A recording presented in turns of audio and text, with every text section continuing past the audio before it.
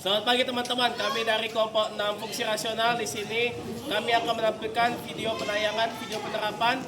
Izinkan kami memperkenalkan diri, nama saya Kiko Ilmu Paliling dan teman saya Saya Fred Pasaribu, absen 2. Saya Firman Fauzan Ginting, absen 15. Saya Mas Kejawan Taufik, absen 26. Saya Laka Regula Hadi dari absen 36. Saya Rifki Ancapai Jamelva dari absen 40. Saya Tris Rajana Siboya dari absen 45. di sini kami akan menampilkan yaitu fungsi rasional. Selamat menyaksikan teman-teman. Nah, di sini saya akan menjelaskan tentang bilangan rasional. Jadi, apa sih itu bilangan rasional?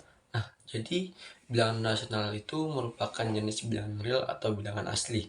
Secara sederhana, bilangan rasional dapat diartikan sebagai suatu bilangan bulat atau hasil bagi dari dua bilangan bulat. Jadi, rasional itu adalah bilangan yang dapat dinyatakan sebagai pembagi dua buah bilangan bulat. Nah, jadi bilangan ini dapat dinyatakan sebagai AB, di mana A sama dengan ln B dan B tidak sama dengan 0.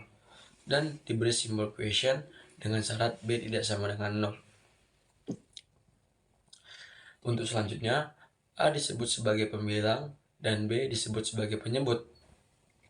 Dengan kata lain, bilangan rasional adalah bilangan yang dapat dibagi oleh bilangan-bilangan bulat.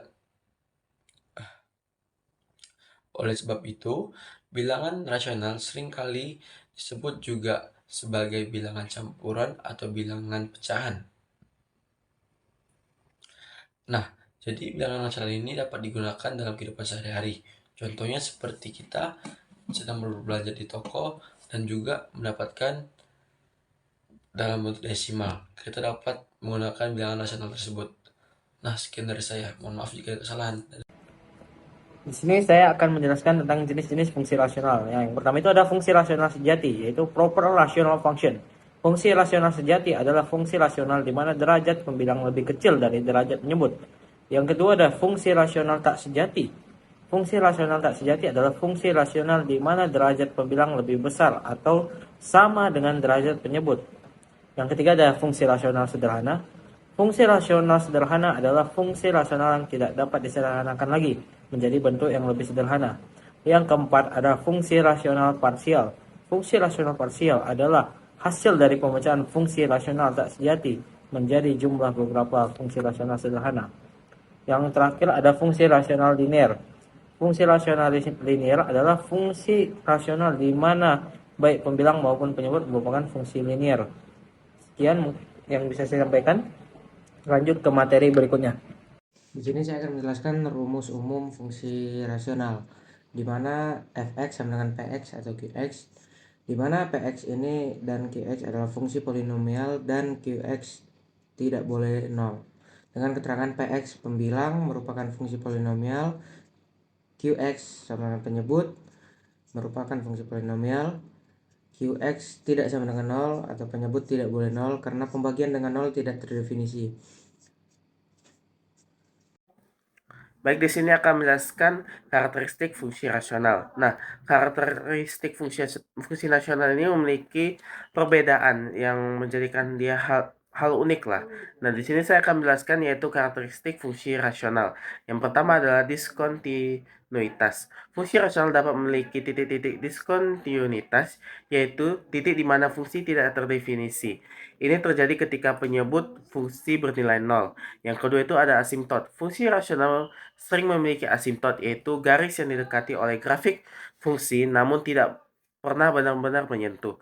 Nah, contohnya itu ada asimtot vertikal, asimtot miring, dan asimtot horizontal. Nah, yang ketiga itu ada simetri.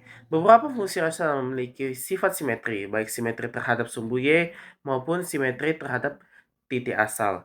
Yang keempat adalah kemonotonan. Fungsi rasional dapat memiliki interval di mana fungsi tersebut monoton naik ataupun monoton turun. Analisis kemonoton ini penting untuk memahami perilaku fungsi. Dan yang terakhir yaitu adalah titik potong. Fungsi rasional dapat memiliki titik potong dengan titik potongnya itu adalah sumbu X dan sumbu Y. Ini sore-sore, hujan reda, enak lari santai nggak sih 10 km gitu? Begitu, kira-kira kecepatan kamu berapa tuh? Kalau kecepatan sih gampang aja sih, tergantung berapa lama aku lari.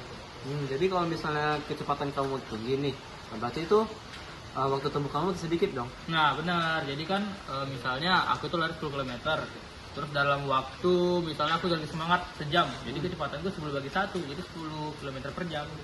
Oh jadi itu seperti asymptote vertikal di waktu 0 dong. Iya benar sekali Gil. Jadi coba bayangkan lagi nih, aku tuh larinya dalam waktu mendekati misalnya 0 jam atau 0,1 jam. Nah itu berarti kecepatanku 10 dibagi 0,1. Jadi kecepatan rata-rata itu ya 100 km per jam. Nah, itu nggak mungkin. Nah benar kali Gil. Tapi misalkan nih aku tuh misalnya kan 10 km, tapi kecepatanku itu mendekati 0 jam, 0,1 jam. Kan berarti 10 dibagi 0,1. 100 km per jam dong kecepatan rata-rata aku.